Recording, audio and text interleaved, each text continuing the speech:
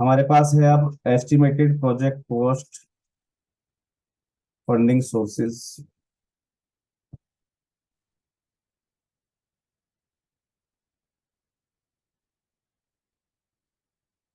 Estimated project cost, फिर आएगा हमारा फंडिंग सोर्सेज,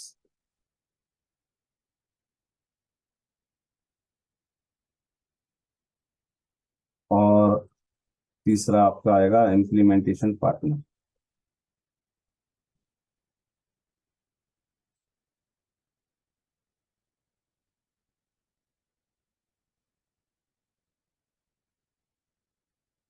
राइट।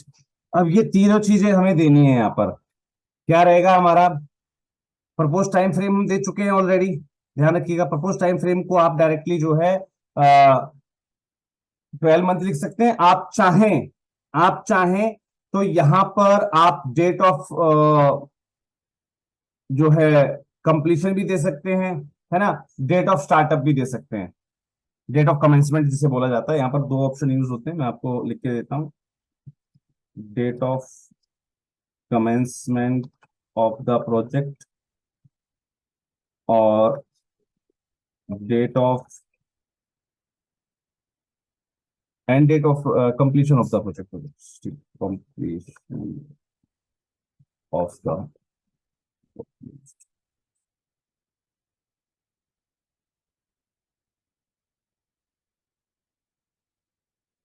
राइट। यहाँ पर आप दोनों चीजों के अंदर इसको डिवाइड कर सकते हैं, date of commencement of the propose project और date of completion of the propose project. आप चाहें तो इस माध्यम से भी आप जवाब अपना प्रस्तुत कर सकते हैं प्रपोज टाइम फ्रेम के अंदर, जिसके अंदर ध्यान रखिएगा आप पर्टिकुलर कोई डेट मत डाल देना। इसमें डेट का फॉर्मेट जो है अगर आप फिक्स्ड हैं कि भाई सामने वाली फंडिंग दे चाहे ना दे, हमें तो अपना काम स्टार्ट कर देना है, तो आप डेट यूज कीजिएगा। अगर आपको लग रहा है कि आगे पीछे हो सकता है, तो आप डायरेक्टली क्या करेंगे, जैसे मई 2023, राइट। हम जो है जून 2023 से स्टार्ट करेंगे या जुलाई 2023 से स्टार्ट करेंगे, और प्रोजेक्ट हमारा जो है वो जून 2024 में हम इसको, या जुलाई 2024 में हम इसको खत्म कर देंगे, राइट। तो इस प्रकार से भी आप डाल सकते हैं। ठीक है, एग्जैक्ट डेट नहीं डालनी है आपको यहाँ पर। ठीक है। और प्रपोज टाइम फ्रेम के अंदर ध्यान रखिएगा, date of commencement of the project जो रहता है, आप एक लाइन आपने वो डाला है, कुछ भी डाला, 12 महीने लिखा है, वो आप सब चीजें कर सकते हैं, कोई दिक्कत नहीं। एक लाइन आप विशेष रूप से स्टार लगाकर ऐड कर दीजिएगा। सर ने बहुत अच्छी चीज बताई, thanks a lot sir remind करवाने के लिए।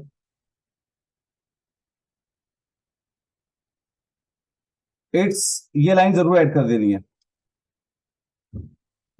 It's an estimated time frame, actual time frame will be provided after approval of the project।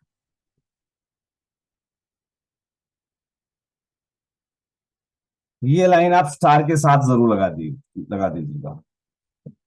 ये आप स्टार के साथ इसको मेंशन कर दीजिएगा, या नोट बना के डाल सकते हैं आप इसको, जैसा भी आप चाहें उसको आप ऐसा कर सकते हैं। और इसको ध्यान रखिएगा, जब आप अदर्स में कर रहे हो ना, तो इसको आप 12 फॉन्ट के अंदर रहने दीजिएगा, कोई दिक्कत नहीं। आप चाहें तो इसका थोड़ा सा फॉन्ट डिक्रीज भी कर सकते हैं, इससे कोई दिक्कत नहीं आएगी। ये स्पेशल नोट्स होते हैं, तो इसको आप जो है इसका साइज जो है डिक्रीज कर सकते हैं इस लाइन का, इसमें कोई दिक्कत नहीं। It's an estimated time frame, actual time frame will be provided after the approval of the project proposal. हमारा प्रोजेक्ट एक्सेप्ट होने के बाद हम एक्चुअल टाइम फ्रेम आपको प्रोवाइड करेंगे, ये चीज आपको मेंशन कर देंगे, राइट।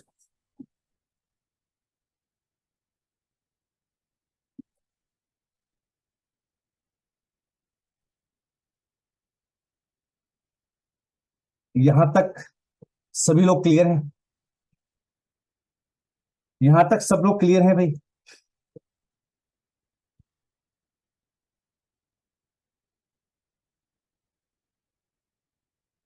बहुत बढ़िया,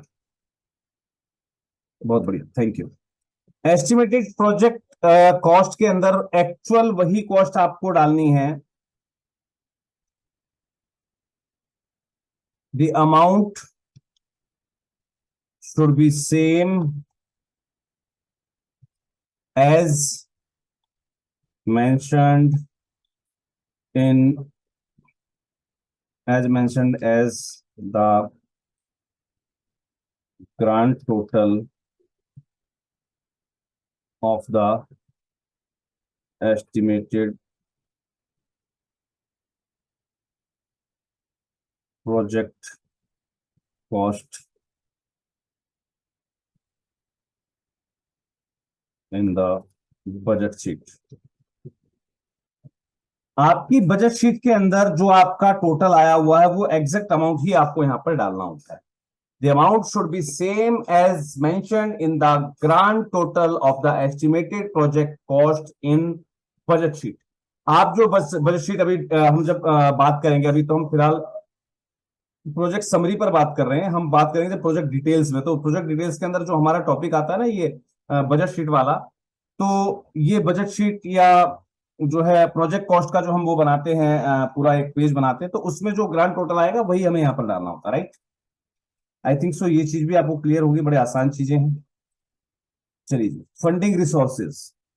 अब बात करते हैं भैया फंडिंग रिसोर्सेज के ऊपर। ये बड़ा सेंसिटिव टॉपिक होता है, इस पर हमें थोड़ा सा और ध्यान देने की आवश्यकता है, क्योंकि हमारे पास जो फंडिंग एजेंसी है जिसको हम ये अपना प्रपोजल भेजने वाले हैं, उसके मन में कहीं से कहीं तक ये ना आए कि भैया हम पूर्णतः आप पर ही डिपेंडेंट है केवल, राइट। उसके मन में कहीं भी ये ना आए कि हम यहां पर पूर्णतः आपके ऊपर डिपेंडेंट है, ये चीज बिल्कुल भी उसके दिमाग में नहीं आनी चाहिए। तो यहां पर हमें अपने फंडिंग सोर्सेस के अंदर कुछ चीजों को मेंशन करना जरूरी होता है, ठीक है। जैसे आप यहां पर कुछ चीजें आप मेंशन कर सकते हैं, अदर सोर्स ऑफ फंडिंग्स पर भी आप मेंशन कर सकते हैं, ठीक है जी। आप सेल्फ कंट्रीब्यूशन को भी मेंशन कर सकते हैं, ठीक है। तो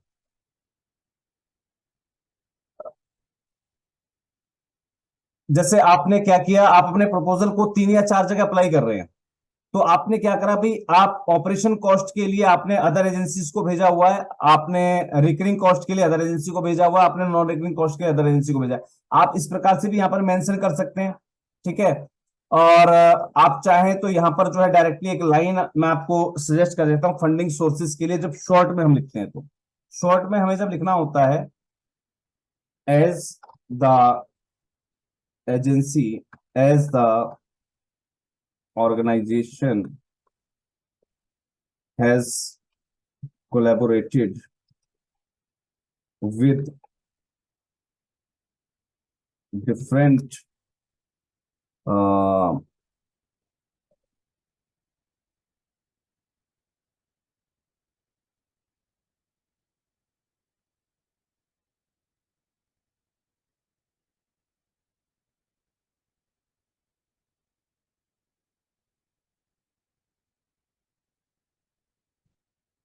uh, as the organization has collaborated with different uh, local या national organizations for this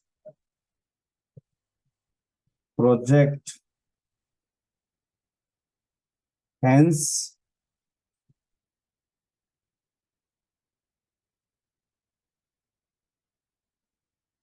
we will proceed with this project, will proceed this project, we will proceed this project with self contribution,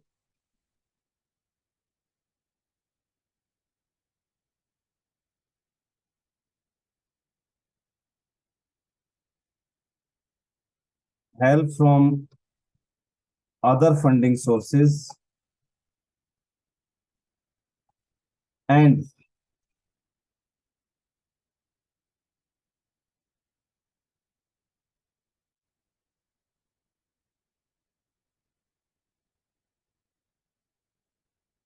the rest of the concerned budget has been produced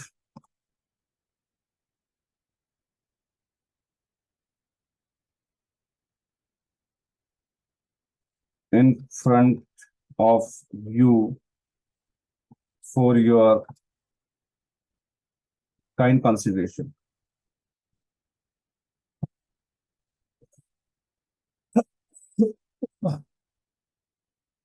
यहां पर हमने क्या किया, हमने उसको clearly रूप से बता दिया कि भैया हम केवल आपके ऊपर डिपेंडेंट नहीं है, जैसा कि हमारी संस्था जो है इस प्रोजेक्ट पर काम करने के लिए डिफरेंट डिफरेंट जो है लोकल एजेंसीज के साथ टाई अप में है, तो हम अपने प्रोजेक्ट को प्रोसीड करेंगे सेल्फ कंट्रीब्यूशन, कुछ हमारा खुद का कंट्रीब्यूशन रहेगा, कुछ हम अदर फंडिंग सोर्सेज से भी हेल्प लेंगे, है ना। और rest of the concern budget, हमने यहाँ पर शब्द क्या है, इसके कंसर्न बजट, यानी कि ये जो बजट शीट हमने उनको दी है, ये वो कंसर्न बजट है जिसकी हेल्प के लिए हमने आपके साथ सामने हाथ फैलाया, right. The concern budget has been produced in front of you for your kind consideration, यानी कि हमें उसको भी इतना मतलब इग्नोर नहीं करना है, तवज्जो उसको भी देनी है, राइट। तो हम यहां पर इस चीज को यूज करेंगे, इस टिप को यूज करेंगे।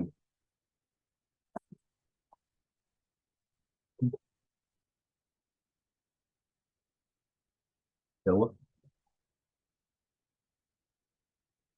राइट।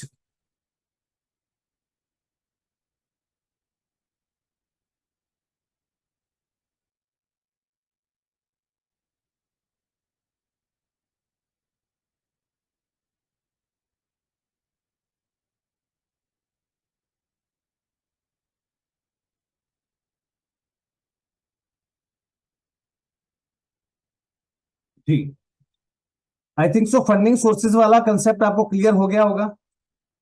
फंडिंग सोर्सेज वाला कंसेप्ट क्लियर हो गया सभी को? से यस, से यस।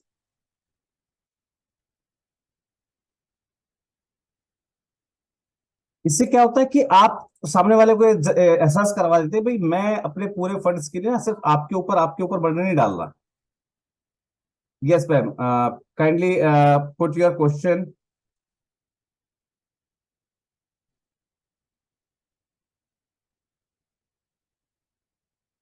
तन्वी मैम, आपका प्रश्न रखिए, अपने आप को अनम्यूट कीजिएगा प्लीज।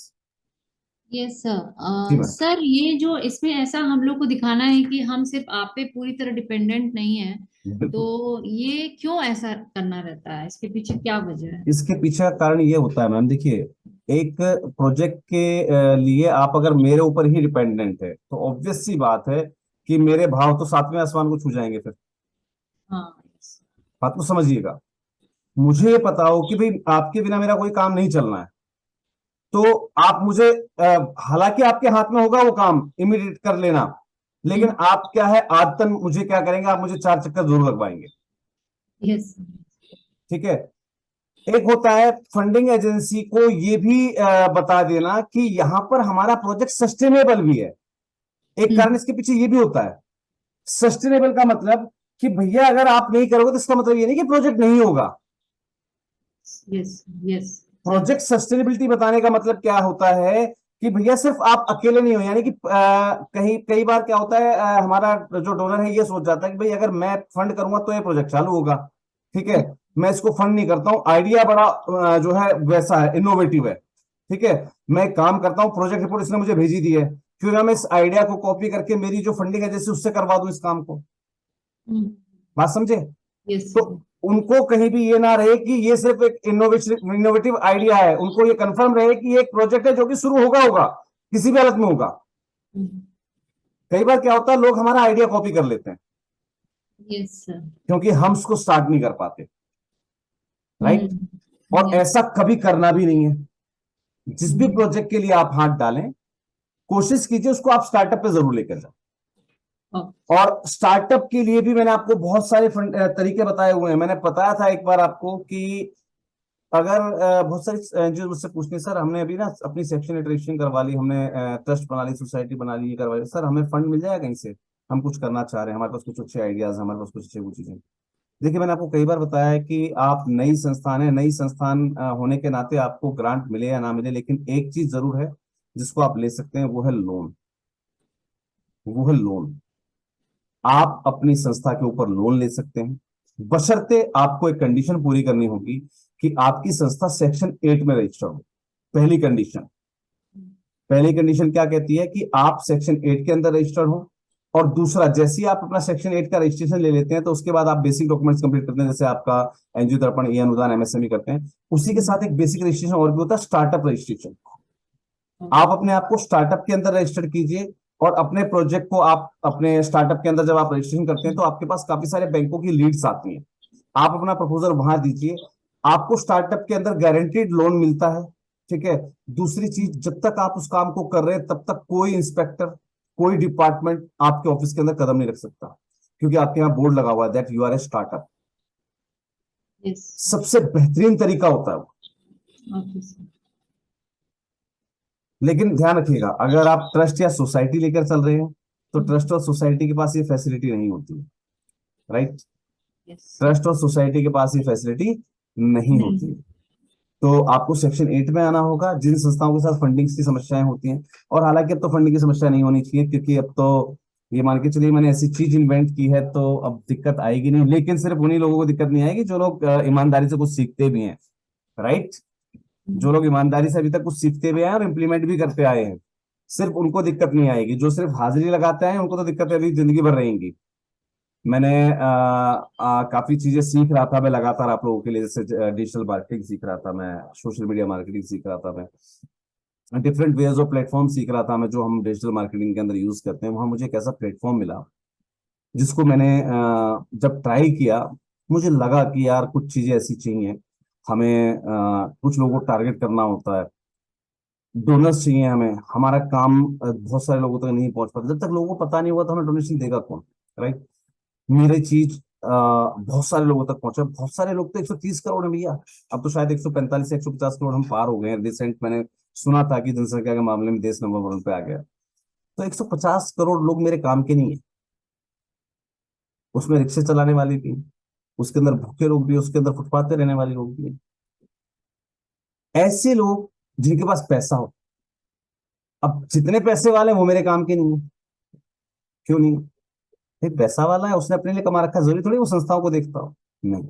मुझे ऐसे लोग चाहिए थे जो आदतन डोनेट करते हो, यानी कि रेगुलर डोनर्स, जो कभी ना कभी डोनेट करते रहते हैं। मुझे ऐसे लोग रिफाइन करने थे। वो जो है हमने उसको भी ड्राइव किया। ड्राइव करने के बाद वहां पर टारगेट किया उन सभी लोगों को जो संस्थाओं के बारे में सर्च करते रहते हैं, उन सब चीजों को टारगेट करते रहते हैं और डोनेट करते रहते हैं। उन्होंने किसी ना किसी सोशल मीडिया कैंपेन पर, किसी ना किसी वेबसाइट पर, किसी ना किसी क्राउड फंडिंग प्लेटफॉर्म पर उन्होंने डोनेट किया है। उनका डाटा, उनके डाटा को जब हम रिफाइन कर लेते हैं तो कुछ लिमिटेड लोग हमारे पास रह जाते हैं। बस जरूरत होती है उस चीज की, उस मैसेज की, जो आपको एसएमएस मार्केटिंग के अंदर सिखाई गई थी। शायद सब लोग नहीं थे क्योंकि पेड इवेंट था वो। एसएमएस मार्केटिंग जिसके अंदर हम क्रिएटिव आइडिया लिखना सीखते हैं कि कैसा हम मैसेज, कैसा हम अपना एक संदेश लोगों तक पहुंचा सकते हैं जो उनके दिमाग को या दिल को एकदम टिक कर जाए, क्लिक कर जाए। और जैसे ही वो क्लिक करता है, आप यकीन नहीं करेंगे, बड़ी छोटी सी पावर लगती है। 1 करोड़ 125 करोड़ लोग हैं। राइट। 125 करोड़ में से मेरी जो ऑडियंस है वो मान लीजिए 1.25 करोड़ हुई। इन 1.25 करोड़ में से वो लोग जो डोनेट करते रहते हैं वो 1.25 लाख ही हुए। और मैंने एक छोटा सा कैंपेन डाला था कि भाई एक 10 रुपए का डोनेशन किसी भूखे बच्चे को चाय और बंद, यानी कि बिस्किट या चाय कुछ प्रोवाइड कर सकता है। तो आप सोच सकते हैं मैं एक क्लिक के अंदर कितना डोनेशन जनरेट कर सकता हूँ अगर वो 1.25 लाख लोग को मैंने टारगेट किया है। तो अगर 1.25 लाख लोगों ने 10 रुपए डोनेट कर दिए, चांसेस हैं, क्योंकि अमाउंट बहुत छोटा है, तो एक बल्क फंडिंग हो गई। और अगर 1.25 लाख में से भी 10% लेके चलते हैं, यानी कि 15,000 लोग, 1.25 लाख का शायद 10% इतना ही होता है, 15,000 लोग। अगर 15,000 लोगों ने 10 रुपए डोनेट कर दिए, वो तो करेंगे 10%, रिजल्ट तो मैं कहता हूं कि आता ही आता है। राइट। तो आपके पास 1.5 लाख हो गया सिर्फ एक मैसेज से, सिर्फ एक मैसेज से। और वो मैसेज इन, ये नहीं कि आपको सिर्फ वो 15,000 लोगों तक पहुंचाना था, पहुंचाना तो लाखों लोगों तक, करोड़ों लोगों तक पहुंचाना था, फिर लाखों लोगों में रिफाइन हुआ, उसके बाद हमारी टारगेट ऑडियंस को रिफाइन हुआ, राइट। तो हम अपनी टारगेट ऑडियंस तक वो मैसेज कैसे पहुंचा, तो इसके लिए बल्क मैसेज मार्केटिंग आपको सिखाई गई थी। अब जिन लोगों ने वो चैप्टर छोड़ दिया है, वो संडे के दिन पछताएंगे कि यार हमने वो क्यों नहीं सीखा, है ना। तो बहुत सारी चीजें हैं, बहुत सारी सेटिंग्स होती हैं। सामाजिक शोध संस्थान सर, हम भी फेसबुक मार्केटिंग सीख रहे हैं सर, बिल्कुल सीखिए। Digital marketing, Facebook marketing, social media marketing, ये फेसबुक मार्केटिंग नहीं होता, इसे कहते हैं social media marketing. Social media marketing सीखिए पूरी, उसके अंदर सारी चीजें आ जाएंगी, Facebook, Instagram, Twitter, Google ads, YouTube ads, सारी चीजें आ जाएंगी। इसके अलावा बहुत सारे, आपको पता है आपके पास सोशल प्लेटफॉर्म्स कितने होते हैं? आज तक मेरे ख्याल से जितने भी लोग होंगे ना यहाँ पर, उन सब ने कहाँ अकाउंट बना रखे होंगे? ट्विटर, लिंक्डइन, फेसबुक, आपका यूट्यूब और व्हाट्सएप, राइट। मेरे ख्याल से 7 से 10 प्लेटफॉर्म के अलावा ज्यादा पर आप नहीं होंगे। लेकिन ध्यान रखिएगा, सोशल मीडिया प्लेटफॉर्म भी मोर देन 15 है, 15 से अधिक। और अगर आप सब पर अवेलेबल हैं तो भी आप मात खा जाएंगे, अगर आप वहां अवेलेबल नहीं हैं, तब भी आप मात खा जाएंगे। इसीलिए कहा जाता है कि सब चीजें जरूरी होती हैं, लेकिन हमें वही केजरीवाल वाली आदत पड़ गई कि जब फ्री में कुछ बटेगा तो लेने पहुंच जाएंगे अपन, कुछ अगर पेड हो गया तो नहीं भैया यार, पैसा क्यों खर्च करें। कहीं यादव जी ने कोठी खड़ी कर ली तो है ना। ध्यान रखिएगा, कहीं ना कहीं इन कोर्सेज के लिए हम और आप पे करते हैं, हमें भी कॉस्ट देनी होती है, वो कॉस्ट आपसे ली जाती है। और ध्यान रखिएगा, फ्री के ज्ञान की वैल्यू नहीं होती, सबसे बड़ी समस्या ये भी है। हमारे पास जिन 3 ग्रुपों के अंदर मैसेज जाते हैं, उसके अंदर मोर देन 300 पार्टिसिपेंट्स हैं, और यहाँ पर 30 लोग नहीं आते, 25 लोग हैं आज की डेट में। तो मैं समझ सकता हूँ फ्री के ज्ञान की वैल्यू क्या है। आज हमने कहा कि हम उस क्लास को बिल्कुल फ्री में जो है देने वाले हैं। आप यकीन नहीं करेंगे, इस समय 1100 रजिस्ट्रेशन आ चुके हैं, कल मैंने आपको दिखाया था 130। इस समय 1100 संस्थाएं अप्लाई कर चुकी हैं कि हमें वो क्लास अटेंड करनी है। और आप जानते हैं मेरी मजबूरी है कि मुझे मेरे इस प्लेटफॉर्म पर, यानी कि जिस प्लेटफॉर्म को मैं यूज कर रहा हूँ, मुझे इसके बारे में पता भी नहीं है जूम का। ये शायद एक बार में 100 पार्टिसिपेंट्स को अलाउ करता है, आई थिंक सो, अगर मैं सही हूं तो। यस और नो, मुझे कोई भी बता देगा जिन्होंने यूज कर रखा हो इस प्लेटफॉर्म को पहले, क्या ये 100 से ज्यादा बंदों को अलाउ करता है बेसिक में? नो दादा। नहीं अलाउ करता है सर। नहीं दादा। जी। तो मैं एक साथ सिर्फ 100 लोगों को दे सकता हूँ। अब वो 100 लोग कौन होंगे? इस हिसाब से अगर मैं 1100 लोगों को क्लास दूंगा एवरी संडे, तो शायद 11 क्लासेस हो जाएंगे, यानी कि 11 7 77, लगभग लगभग 3 महीने निकल जाएंगे। तब किसका नंबर पहले महीने में आ जाएगा, किसका नंबर तीसरे महीने में आएगा, उसका मुझे नहीं पता। लेकिन उसके लिए हमने टीम से बात करी, सर को बताया मैंने, सर ये सिचुएशन आ रही है। तो सर ने बड़ा प्यारा सा सजेशन दिया कि सर एक काम कीजिए, इंट्रोड्यूसरी सेशन रखिए, एक क्लास दीजिए आप, जितना आप दे सकते हैं वर्कशॉप से पहले।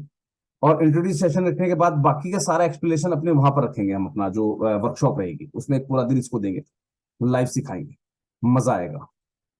लाइव का मजा ही अलग होता है ना। आज आपने अकाउंट बनाया, कल आपका एक्टिवेट हुआ, और कल के कल आप फंडिंग जनरेट करके दिखा रहे हो, और वहां आप लाइव बता रहे हैं कि सर इतना डोनेशन आ रहा है मेरे पास। चलो 100 आया, 50 आया, 1 लाख आया, 10,000 आया, कुछ तो आया, लाइव दिखा रहे हो आप दूसरे दिन की सर इतना आया। तो आई थिंक सो, क्योंकि आज जो है सेशन टाइम हमारा जो है मीटिंग का भी कंप्लीट हो चुका है, तो मैं आज की क्लास को जो है माननीय अध्यक्ष महोदय को हैंड ओवर कर रहा हूँ अब, कि सर वो अपने शब्दों के साथ जो आपने मुझे आइडिया दिया कि हम इस क्लास को वहां पर रिप्रेजेंट करें और वहां लाइव सिखाएं, तो थोड़ा सा सर बता भी दीजिएगा, क्योंकि 24 और 25 को वर्कशॉप होने जा रही है हमारी हरिद्वार के अंदर, जहां पर हम सभी संस्थाएं फिजिकली रूप से कंडक्ट जो है मिलेंगे। तो वहां इस पूरे सेशन को दिया जाएगा, यानी कि जो एडिशनल सेटिंग्स हैं, इसके एडिशनल एड ऑन्स जो हैं वो वहां सिखाए जाएंगे, बाकी की ट्रेनिंग आपको यहीं दे दी जाएगी।